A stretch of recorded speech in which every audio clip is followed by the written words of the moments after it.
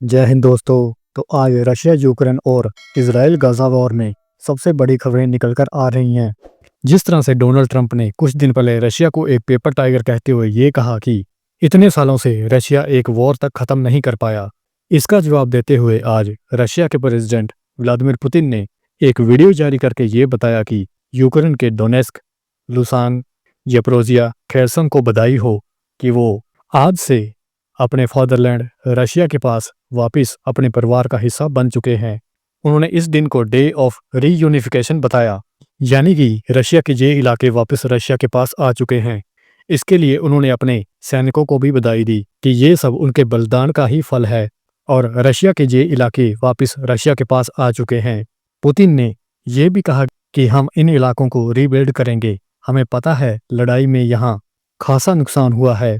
हम इन इलाकों में स्कूल, हॉस्पिटल, रोड, पानी की सुविधा सब पर काम करेंगे। अंत में उन्होंने ये कहा कि आप सबको बधाई हो, आज से आप रशिया का हिस्सा हैं। यानी कि व्लादिमीर पुतिन ने यहाँ पर रशिया के जीते इन इलाकों पर पक्की मुहर लगा दी है कि आज से वो रशिया का हिस्सा हैं और उन्हें ऑफिशियली रशिया में शामिल किया गया है। ये तो शुरू दिन से ही तय था कि रशिया इन इलाकों से पीछे नहीं हटने वाला, भले ही वो इन इलाकों को एक्सपेंड कर सकता है। वहाँ ट्रंप लगातार जेलेंस्की को जोर दे रहे थे और उसे $90 बिलियन के हथियार भी थमा रहे थे कि जाओ तुम रशिया से अपने हारे हुए इलाके वापस लो। और अब यहाँ पर रशिया ने इन इलाकों को रशिया का पार्ट घोषित करके अमेरिका को चेता दिया है कि रशिया किसी भी हाल में इन इलाकों को नहीं छोड़ने वाला और वो आज से रशिया का ही हिस्सा हैं। आने वाले वक्त में ये देखने वाली बात होगी कि इसके ऊपर यूएस और यूरोपियन यूनियन के साथ साथ जेलेंस्की का क्या रिएक्शन होता है।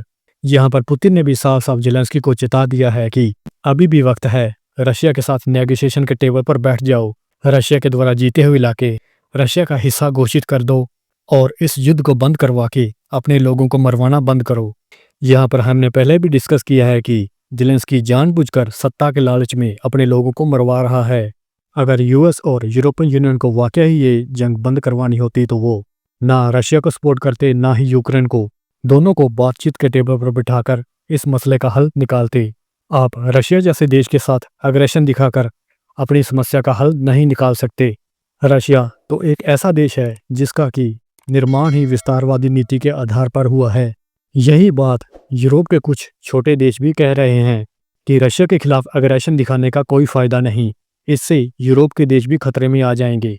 तो फिलहाल रशिया ने अपने इन इलाकों को डोनेस्क, लुसान, जप्रोजिया, खेर्सन को बधाई दी है कि आज से आप रशिया का हिस्सा हो और हैप्पी डे ऑफ रीयूनिफिकेशन।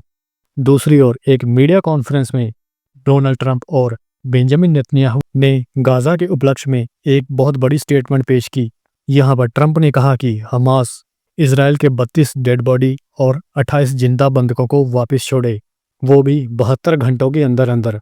और ट्रंप यहाँ पर जेरूसलम को इजराइल की इकोनॉमिक कैपिटल घोषित करते हुए नजर भी आए और ये भी कहा कि वो जेरूसलम में एक यूएस एम्बेसी भी खोलेंगे।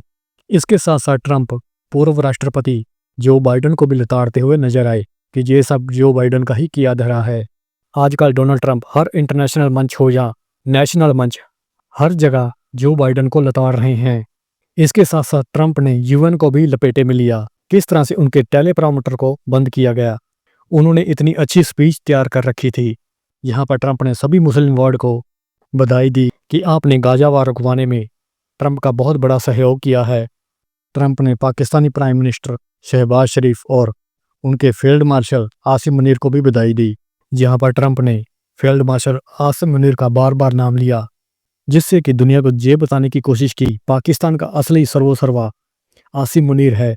यहाँ पर ट्रंप हमेशा की तरह खुद की तारीफ करते हुए भी नजर आए कि मुस्लिम वर्ल्ड ने उन्हें कहा कि ट्रंप साहब, क्या वाकई में ही आप गाजा में शांति स्थापित करना चाहते हैं? हमें यकीन नहीं हो रहा, आप इसके लिए बधाई के पात्र हैं। यानी कि यहाँ पर नज़र कहीं ना कहीं ट्रंप की नोबेल प्राइज़ पर है और ट्रंप ने मुस्लिम वर्ल्ड को यह भी बता दिया कि मुझे नोबेल प्राइज़ के लिए नॉमिनेशन भी मिलना चाहिए। इसके बाद बारी है ट्रंप के बीबी यानी बेंजामिन नेतन्याहू की। उन्होंने हमास को चेताया कि उनकी 32 डेड बॉडीज और 28 जिंदा बंधक 72 घंटों के अंदर वापस छोड़े जाएं। अगर ऐसा नहीं होता तो इजराइल वही करेगा जो उसे करना चाहिए, आइदर इजी वे और hard way, but it will be done.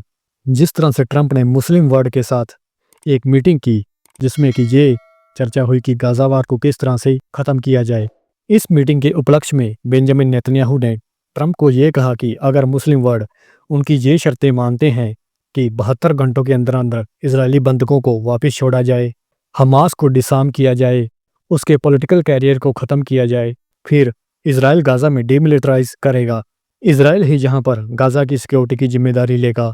Gaza में फिलिस्तीन हमास के हस्तक्षेप के बिना सरकार बनेगी और इजराइल इसके बदले में इस पूरे रीजन में इब्राहिम या अब्राहिम कोड का विस्तार भी करेगा। इजराइल ने जहां पर चुपके से कतर को सॉरी भी बोल दिया और ये कहा कि हमें खेद है कि कतर में हुई इजरायली बॉम्बिंग में हमास की जगह कतरी मारे गए। ट्रंप यहाँ पर इजराइल, कतर, यूएस के साथ ट्राइलेटरल एक मीटिंग भी करना चाहते हैं। तो यहाँ एक और तो रशिया ने यूक्रेन से जीते हुए इलाकों को ऑफिशियली रशिया में शामिल कर लिया और दूसरी ओर इजराइल ने मुस्लिम वर्ल्ड के सामने अपनी शर्तें रख दी कि अगर वो गाजा में वॉर को समाप्त करना चाहते हैं तो उन्हें इजराइल की ये शर्तें माननी होगी। दूसरी सब शर्तें तो ठीक हैं, लेकिन यहाँ पर जेरूसलम को इजराइल में शामिल करने वाली शर्त में अड़ंगा पड़ सकता है। और इजराइल ने यहाँ पर इशारों में ये भी कह दिया कि अगर कल को ये शर्तें मानी जाती हैं और इजराइल फिलिस्तीन को स्वीकार कर लेता है तो यहाँ पर सभी मुस्लिम देशों को इजराइल को भी स्वीकार करना पड़ेगा। अगर ये देश सही मायनों में इस रीजन में शांति चाहते हैं तो जब से इजराइल ने कतर के ऊपर हमला किया है तभी से ये सारी खबरें निकलकर सामने आ रही हैं और अब तो हमास भी इजराइल के साथ नेगोशिएशन करना चाहता है। वहीं दूसरी ओर अरब के देशों को भी डर है कि अगली बार कहीं बॉम्बिंग उनके ऊपर ना हो जाए। यही कारण है कि ये मुस्लिम देश लगातार कोशिश कर रहे हैं कि इस वॉर को किसी तरह से ख़त्म किया जाए। दूसरी ओर बेंजामिन नेतन्याहू ने ये इशारा भी दे दिया कि गाजा अब इजराइल के अंडर ही रहेगा। इसके बाद ट्रंप फिर से मुस्लिम देशों के साथ मीटिंग करेंगे और इन मुस्लिम देशों के राजी होने के बाद उनसे साइन करवाए जाएंगे, जिसके बाद इजराइल गाजा वॉर में ऑफिशियली शांति को स्थापित किया जाएगा, जो कि इन सब के लिए इतना आसान नहीं होगा। क्या हमास अपना पॉलिटिकल कैरियर छोड़ेगा, हथियार डालेगा, जेरूसलम को इजराइल को सौंपेगा?